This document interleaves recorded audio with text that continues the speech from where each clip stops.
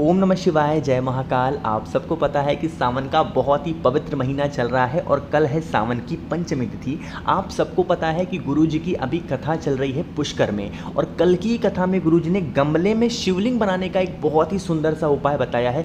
इसके लिए मेरे पास बहुत ज़्यादा मैसेजेस आए व्हाट्सएप पे भी, इंस्टाग्राम पे भी। भैया ठीक से समझाओ कि हमें कौन से गमले के नीचे बनाना है, शिवलिंग कौन से मिट्टी से बनाना है और कौन से जगह पे बनाना है। तो इसकी पूरी बात इस पूरी वीडियो में करेंगे। पूज्य गुरुजी की कथा से सुन के बहुत अच्छे से आपको बताऊंगा, सारे कष्ट आपके दूर होंगे। बहुत ही आसान सा उपाय है ना।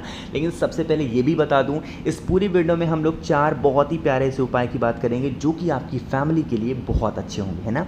तो हम लोग एक एक उपाय की तरफ बढ़ते हैं। सबसे पहले वो गमले वाला मैं आपको बता दे रहा हूँ। देखो, हम लोग के घर में ना कुछ ऐसे गमले पाए जाते हैं, या फिर कुछ मिट्टी के गमले होते हैं, या फिर जैसे भी शेप के गमले आपके घर में हो, है ना। इसीलिए मैंने यहाँ पर 4 गमले आपको दिखा रखे हैं, और इन चारों गमलों में अलग अलग फूल हैं, अलग अलग पेड़ हैं। आपके घर में भी जो भी गमला हो, उस गमले में कोई सा भी फूल लगा हो, कोई सा भी पौधा लगा हो, कोई सा भी कुछ भी लगा हुआ हो, उसी गमले में आपको एक पार्थिव शिवलिंग बनाना होगा उसी मिट्टी से। लेकिन पार्थिव शिवलिंग यहाँ पर बनाने का एक नियम है, अभी नियम बताता हूँ। लेकिन सबसे पहले यहाँ पर एक आप थोड़ा सा बात समझ लो कि वो गमला तुलसी माता का पौधा नहीं होना चाहिए, क्योंकि हम सबको पता है कि तुलसी माता के पौधे में अगर हम शिवलिंग को रख देते हैं तो उससे दोष लगता है, क्योंकि जो उसके पत्ते हैं तुलसी माता के, अगर महादेव के शिवलिंग के ऊपर गिरेंगे हवा से या फिर किसी भी रीज़न से, तो उससे हमें दोष लगेगा, ठीक है। तो इसलिए आप कोई सा भी पेड़ चूज़ कर लेना, कोई सा भी गमला चूज़ कर लेना, बस आप तुलसी माता का पौधा चूज़ मत करना। बाकी किसी भी गमले में, उस गमले में कुछ भी लगा हुआ हो, कोई ज़रूरी नहीं ये फूल लगा है वो फूल, कोई सा भी फूल लगा हो या फिर कोई सा भी पेड़ लगा हो, ठीक है। अब वहाँ पे जो आप बनाओगे ना, उसी गमले की मिट्टी, ठीक है, उसी गमले की मिट्टी से आपको सिर्फ एक लिंग का फॉर्म बनाना है। मैं यहाँ पर क्या बोल रहा हूँ, मैं बोल रहा हूँ सिर्फ ऐसे एक लिंग का फॉर्म बनाना है। आपको उस मिट्टी में जो ये जलाधारी आपको नहीं दिख रही है, ये जलाधारी का फॉर्मेशन नहीं करना है, जलाधारी आपको नहीं बनाना है। सिर्फ ये छोटा सा ऐसे एक लिंग के फॉर्म में उसी मिट्टी से ऐसे बना लेना, ठीक है। समझ में आई मेरी बात ना। आपको जलाधारी नहीं बनानी है, ठीक है। बना लिया, जो भी पूजन पाठ अर्चना आपको करनी होगी, जल वगैरह समर्पित करना हो, बेलपत्र, जो कुछ भी आपके पास घर में अवेलेबल है सब कुछ समर्पित कर देना, ठीक है। 15 मिनट के बाद वैसे छोड़ देना, दीपक वगैरह जला करके 15 मिनट के बाद उसी गमले की मिट्टी में आप पानी भर करके या फिर किसी भी तरीके से उस पार्थिव शिवलिंग का विसर्जन कर देना, और आपको कुछ भी करने की जरूरत नहीं है। यहीं पे मेरे बहुत सारे भाई बहन सोचेंगे, भैया एक बात बताओ, क्या हमको ये काम डेली करना है या फिर किसी एक दिन कर सकते हैं। देखो, इस उपाय को भी सावन के महीने में आप कुछ भी करो ना, तो एक नियम बना के करो। जैसे अभी 2-3 दिन तो बीत गए हैं सावन के, तो आप चाहें तो आज से कंटिन्यू कर सकते हैं। अरे कितना टाइम लगेगा, आपका ही गमला है, आपका ही घर है, आपकी मिट्टी है, आपका ही सामान है, तो चाहो तो डेली कर सकते हो। बट अगर बीच में तबीयत खराब हो जाए तब क्या करें, फिर तो नियम टूट जाएगा। तो कोशिश करो कि हर दूसरे दिन करूंगी, हर तीसरे दिन करूंगी, या फिर जब भी आपको मौका मिले कर सकते हैं, है ना। पहला डाउट दूर हुआ। अब यहाँ पर दूसरा डाउट एक और है कि भैया कौन से टाइम करेंगे, सुबह करेंगे या फिर शाम को करेंगे। तो इसमें भी आपको परेशान होने की जरूरत नहीं है। आपके लिए मैं सबसे हमेशा बताता हूँ, सबसे परफेक्ट टाइम है ना महादेव की पूजन अर्चना करने का, वह है प्रदोष काल का टाइम, क्योंकि उस टाइम पे माता सती और भोले शंकर भ्रमण के लिए निकलते हैं, घूमने के लिए निकलते हैं ना। तो आपको उस टाइम पे पूजन जरूर करना चाहिए, ठीक है। समझ में आई बात। जितने भी डाउट थे आपकी कल की वीडियो के, मुझे पूरी उम्मीद है कि सारे डाउट आपके दूर हो गए होंगे। जो शिवलिंग बनाना, बस एक लिंग के फॉर्म में बनाना होगा आपको। उस शिवलिंग में ऐसे जलाधारी बनाने की जरूरत नहीं है, उसमें सर्प वगैरह बनाने की जरूरत नहीं है ना। समझ में आई बात। चलो, इतनी बात हो गई ना। तो पहले उपाय की तो बात हमने यहाँ पर कर ली है। अब बढ़ते हैं हम लोग अपने दूसरे उपाय की तरफ, ठीक है। अब ये जो दूसरा उपाय है ना, किन के लिए है कि जिन भी लोगों का कर्ज की समस्या बहुत ज़्यादा है या फिर धन संपदा की ज़रूरत बहुत ज़्यादा है ना, तो आप इस उपाय को कर सकते हैं। इसके लिए आपको लेना होगा दही, है ना। मार्केट में बहुत आसानी से आपको दही मिल जाएगी। हमें लेकिन लेने होंगे 7 चम्मच दही, ठीक है। कितने चम्मच? 7 चम्मच दही लेना। साथ ही साथ उस दही को लेके चले जाओगे कहाँ पे? वट वृक्ष के नीचे। कहाँ पे जाओगे? वट वृक्ष के नीचे जाना।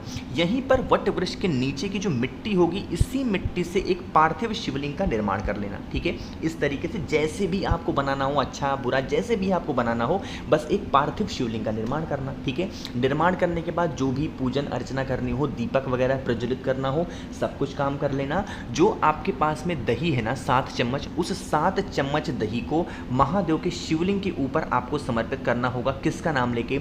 वटकेश्वर महादेव का नाम लेके। कौन से महादेव? वटकेश्वर महादेव का नाम लेके। ठीक है, जब आप 7 चम्मच दही समर्पित कर दें तो हाथ जोड़ करके महादेव से विनती करेंगे, महादेव हमारे घर का ये व्यक्ति है या फिर ये इंसान है, मेरा पैसा वापस नहीं कर रहा है, बहुत दिनों से बाकी है, आप कुछ भी मतलब जैसे आपको प्रार्थना करनी हो कर लेना उस इंसान के लिए। ठीक है, उसके बाद क्या करेंगे, इसी दही में से थोड़ी सी दही आप अपने साथ एक रुमाल लेके जाना, उस रुमाल में थोड़ा सा दही लगा लेना और उसके बाद इस पार्थिव शिवलिंग का विसर्जन उसी वट वृक्ष के नीचे आपको कर देना होगा। किसी पानी में घोल करके कर देना, बाल्टी में लेना पानी और पार्थिव शिवलिंग को उसमें डाल देना। थोड़ी देर पड़ा रहेगा तो उसको देखोगे एकदम घुल जाएंगे पार्थिव शिवलिंग। फिर उसके बाद वट वृक्ष के नीचे आप समर्पित कर देना, डाल देना। ठीक है, जो रुमाल में आपने जिस कपड़े में आपने लगाया है दही को, उस व्यक्ति से एक बार मिलने के लिए चले जाना कि भैया देखो मेरा पैसा बाकी है, आप इसका पैसा कब वापस करोगे। वो व्यक्ति आपका पैसा आपके घर तक देके जाएगा। इतनी ताकत होती है वटकेश्वर महादेव के नाम से पूजन करने की और 7 चम्मच दही चढ़ाने की। ठीक है, समझ में आई बात? तो 2 उपाय की तो बात हो गई है। आगे बढ़ते हैं इस वीडियो में हम लोग अपने तीसरे उपाय की तरफ। उपाय कैसे करना है और इसके क्या फ़ायदे हैं, उससे पहले एक छोटा सा काम कर दो और वह वीडियो को लाइक कर दें। जितने भी भाई बहन मेरी आवाज़ पहली बार सुन रहे हैं तो जल्दी से चैनल को कर दो सब्सक्राइब, है ना।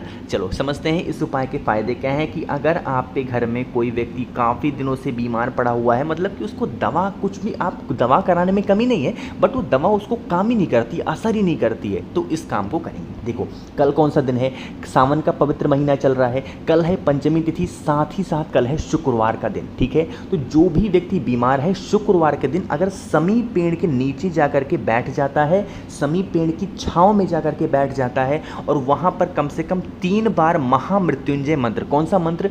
महामृत्युंजय मंत्र का जप कर लेता है समी पेड़ के नीचे, तो उसकी जो भी बीमारियां होती हैं दूर होती हैं। यह काम सिर्फ और सिर्फ शुक्रवार के दिन करना होता है। यहाँ पर मैं महामृत्युंजय मंत्र दिखा नहीं सकता हूँ क्योंकि ये मंत्र बहुत ही अच्छा होता है और मैं बेड पे बैठा हूँ तो ऐसे में उसका उच्चारण कर भी नहीं सकता। जब आप पेड़ के नीचे जाएं, एक आसन लेकर के जाएं, वहाँ पर बैठें, दीप प्रज्वलित करें और उसके बाद महामृत्युंजय मंत्र का जप करेंगे। समझ में आई बात? तो इस उपाय को करके देखिएगा, सारी बीमारियां आपकी बॉडी की दूर जरूर होंगी, है ना। बहुत ही आसान सा, बहुत ही छोटा सा उपाय था। आगे बढ़ते हैं अब हम लोग इस वीडियो में अपने चौथे उपाय की तरफ, और वो जो चौथा उपाय है ना बहुत प्यारा है और ये इस वीडियो का सबसे आखिरी उपाय है। तो ये उपाय सुंदर इसलिए है ना क्योंकि इससे आपके जो पितृ होंगे ना वो बहुत ज़्यादा खुश होंगे। और हम सबको पता है कि अगर हमारे पितृ खुश होते हैं ना तो कभी हमें धन की कमी नहीं होती है, कभी हमारे घर में बीमारी नहीं आएगी, कभी हमारे घर में लड़ाइयाँ नहीं होंगी, कभी हमारी कोई ऐसी विश है जो अधूरी रह जा रही है वो अधूरी नहीं रहेगी, सारी इच्छाएँ पूरी होंगी। इतनी ताकत होती है अगर हमारे पितृ खुश होते हैं। ठीक है, देखो पवित्र महीना है सावन का, इस पवित्र महीने में हम सभी लोग क्या करते होंगे, जल को महादेव के शिवलिंग के ऊपर जरूर समर्पित करते हैं। ठीक है, तो आज से एक नियम फॉलो करेंगे अपने पितरों को खुश करने के लिए। वो नियम क्या है कि जो जल लेके जाएंगे महादेव के शिवलिंग के पास में, उस जल मतलब उस कलश में जो जल भरेंगे अपने घर से, वो तो करते ही होंगे। अब इस कलश का जो जल होगा ना वो आपके घर में जितने भी कमरे होंगे, जितने भी रूम्स होंगे, वॉशरूम को छोड़ करके एक बार सभी कमरों में उस कलश को लेके घूम लेना, एक बार चले जाना। ठीक है, और घूमने के बाद फिर महादेव के शिवलिंग के पास जाना और आपके जीवन के जितने कष्ट होंगे उसको कष्ट को कह के महादेव के शिवलिंग के ऊपर जल समर्पित कर देना।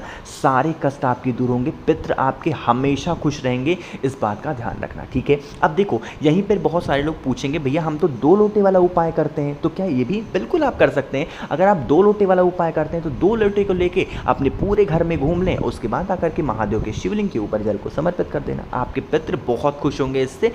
बहुत ही प्यारी सी वीडियो थी। ठीक है, तो समझ में आई बातें। तो इस पूरी वीडियो में हम लोगों ने 4 उपाय की बात की। सबसे प्यारा उपाय गमले वाला था जो कि कल की कथा में गुरुजी ने बताया था। मुझे लगा आप सबको ज़रूर बताना चाहिए, तो कोशिश तो की मैंने अच्छा समझाने की। वीडियो पसंद आई हो तो लाइक कर दें, कुछ पूछना हो नहीं समझ में आया नीचे कमेंट में पूछें। जितने भी भाई बहन ना मेरी आवाज़ पहली बार सुन रहे हैं, अचानक से चैनल पे आए हैं, तो जल्दी से चैनल को सब्सक्राइब कर दो। ओम नमः शिवाय, जय महाकाल।